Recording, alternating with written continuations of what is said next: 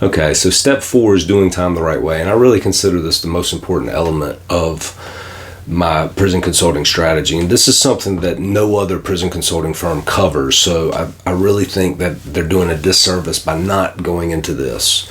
Because ultimately, the biggest enemy to the inmate is the time itself. And learning how to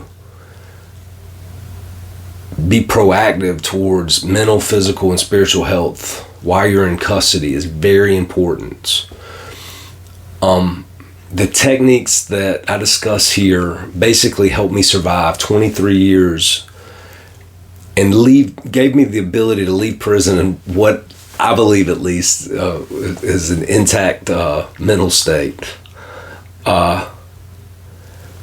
So I break this part down into 3 sections. The first element is mental health, and as I said before, I'm not an attorney. I'm not a psychiatrist either. I'm not trying to diagnose or treat any kind of mental illness, but I can relate to what you're facing or what your loved one's facing, and I developed a way to deal with the mental stresses that a prisoner faces every day in custody. And so I want to share those techniques with my clients to help them do the same thing. Just one tiny element of that would be creating proactive and productive routines. The time is the biggest enemy, like I said. So a resourceful inmate needs to break down his day into sections and occupy as much of the time as possible with productive exercises. And if a person can do this consistently, they'll go to bed at night not feeling like the day was wasted. And if you do it consistently long enough, you can even leave prison feeling like your life wasn't wasted inside. I wrote 14 books while I was in custody. I've spent a lot of time studying foreign languages, learning meditation, yoga, guitar, music theory, any subject that just tickled my curiosity at all. I spent years studying. And from that perspective, prison has some good things going for it as far as the leisure time goes, if you use it wisely. Men tap into creativity that they didn't even know they had beforehand. They get into, arts, writing, any means of creative function. Somebody's doing it in prison, and a lot of them are doing it very well.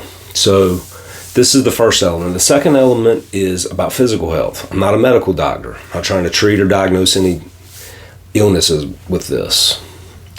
But the fact remains that medical treatment in the BOP is subpar at best. I know guys who've waited between 24 and 36 months to have an ACL injury repaired, and hobbled around on crutches the entire time they were waiting for that. If you come in with a short sentence, or if you're at the end of a long sentence, they will stonewall you and do their best to not have to waste money on treatment for you. If it's not life-threatening, they will make you wait till you get out before you get the adequate treatment you need. With that in mind, you have to be very proactive towards your health in custody. And if you go into the chow hall and eat all the empty carbs that they throw on every tray, you stand a good chance of contracting type 2 diabetes or just gaining 50 pounds before you get out. So with that in mind, one of the best ways to sleep at night in prison is to go to bed tired, to have a good exercise routine. So drawing from my experience as a ACE certified personal trainer, 2 decades teaching yoga, and even longer than that teaching Kichu Goju karate, I can help you put workout routines together. And the extra oomph from this element is that I have experience working with the nonsensical rules pertaining to exercise in prison. I know how to work around that stuff. Some of the yards that I was on wouldn't let you do push-ups or dips, any kind of upper body work. There are yards that have weights. There are yards that, behave like I just said. So I know how to work with scarce equipment, limited space, and these rules that don't make any sense. So I can help you put a routine together, and we can stay in touch using core links when you get into custody to give you ideas about exercise, diet inside, and just general ways to try to increase the likelihood of maintaining physical health while you're in custody, so you can leave with some good years left to make up for the ones lost. All right, the third element of my doing time the right way strategy is on spiritual health, and this is really the bread and butter and my sole motivation really for getting into this, because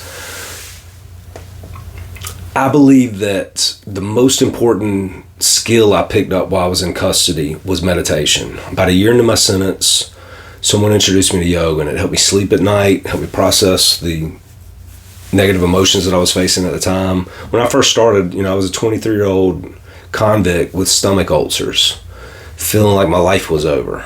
And a few years later of practicing yoga daily and getting into deeper forms of meditation, I actually woke up in my prison cell with gratitude in my heart for my experience.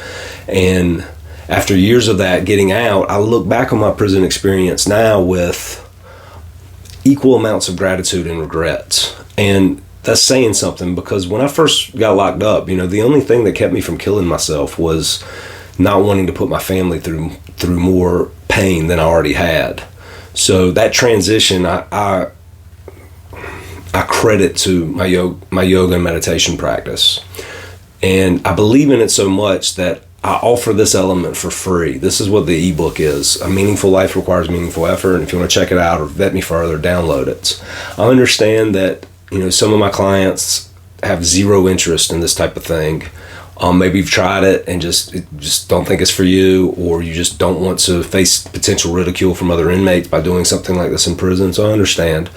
But I firmly believe that it, more than any other factor, meditation is what got me through my incarceration experience and got me to the point that I am able to look back, with some fondness to the experience. Okay, stay tuned for step 5.